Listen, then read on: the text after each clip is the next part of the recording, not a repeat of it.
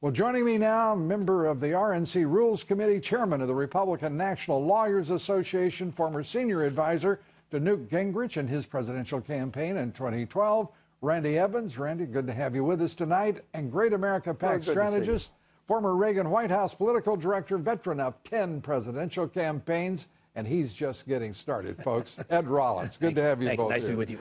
Let's start, Randy, with these recounts. Donald Trump says they won't amount to anything. Your judgment? They're not going to amount to anything. I was there in the Bush v. Gore when we actually dealt with a real electoral college issue, which is whether or not by December 19th the votes cast in Florida would be counted when the Congress came together in a joint session to count the electoral votes. And that was much different. Here, the electoral college will meet on December 19th. The ballots will be cast. When the Congress convenes on January 6th, they will open the ballots and count them. Donald Trump will be well north of 270 electoral votes, and that'll be the end of it. And so all of this is really pretty elaborate fundraising mechanism to try to elevate name profile, to actually try to create a false hope that something different might happen. But the bottom line is, is it the Democratic Party that needs the money most, or is it Jill Stein? She seems to be rolling in dough. I think it's the Democratic Party. I think they are absolutely destitute. They've lost at every level, in the House, in the Senate, in gubernatorial elections, in local elections. Their coffers are dry. They need some rallying point, and this false hope that somehow they could overtake the election is the only hope they have, and you and I both know it's a failing hope. It's one that has absolutely no merit whatsoever to it. I've been through it. It's not going to happen. December 19th, ballots cast, it's over.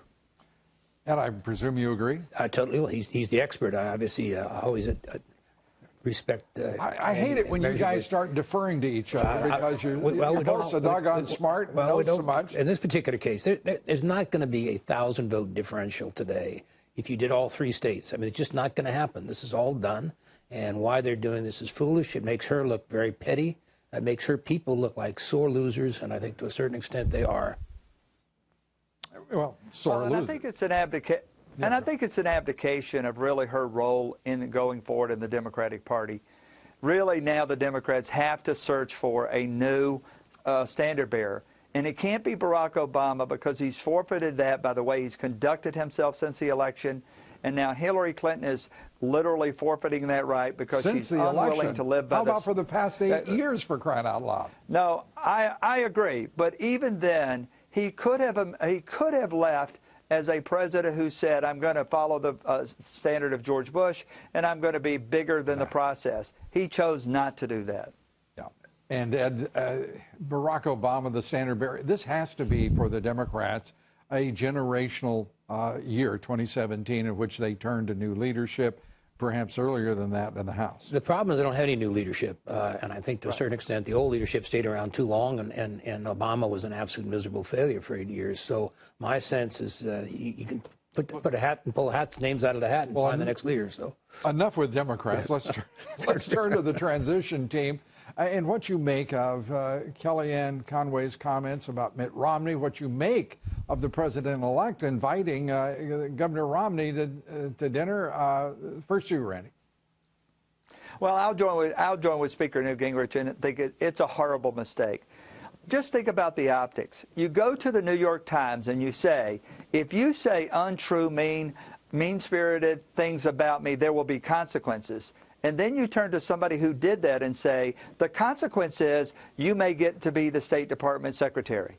There's just, all you've done is open up Pandora's box to say, there really is no penalty to being disloyal. There really is no penalty to attacking me at the most personal, basic level. Now, the moment you permit that, you just literally create the option to say, you have a cabinet who can attack you at every turn without consequence and with the potential for a promotion. Ed, what do you think? Well, I've said this before, as anybody else was saying, and I'm not a Romney guy, and I don't buy the team of rivals. He was not a rival. This was a guy, if it had been that race, he'd have been blown out early, just like everybody else. He stuck his toe in the water. And he was an enemy. And he basically, as the former nominee of this party, there were a lot of us that supported him 4 years ago and didn't particularly enthusiastically, but we did. And I think at the end of the day, he had an obligation to support Trump somewhere along the line, and he didn't support him, and he trashed him. So I'm totally opposed to this. I think Kellyanne is representing the grassroots, and Newt is also. I can just tell you the PAC people who have given us money are calling us and basically objecting strenuously to Romney. And, you know, Lou, go ahead. Lou, I was just going to say, notice what was missing. You would have thought that after having been granted that first interview, you would have seen Mitt Romney go to a microphone, repudiate his remarks, apologize, and say, I will be a team player. But did you hear that, Lou? At any point, did you ever hear him come forward and basically say, I was wrong, but I'm willing to make amends? You haven't heard it, and when you can't hear that, that's what you need in order to have a loyal cabinet member.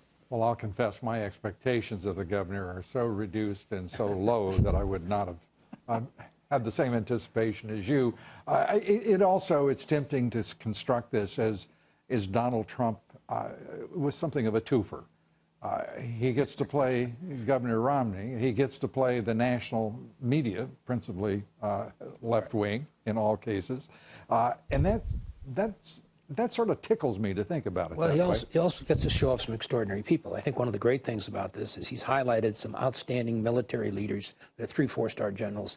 I tell you what, I'm all in for Mattis. I'm going to say it right now. I'm for Mattis, and being perfectly honest, I don't care what the job is. He gets it. I'm more than happy as an old street fighter to let Petraeus and Romney go out in the back alley, and whichever one comes out gets to be Secretary of State. And then Rudy could take the other one on too. Yeah, I mean, Rudy and Mattis would be a pretty strong pair to draw to. Absolutely. You do agree, Randy, right?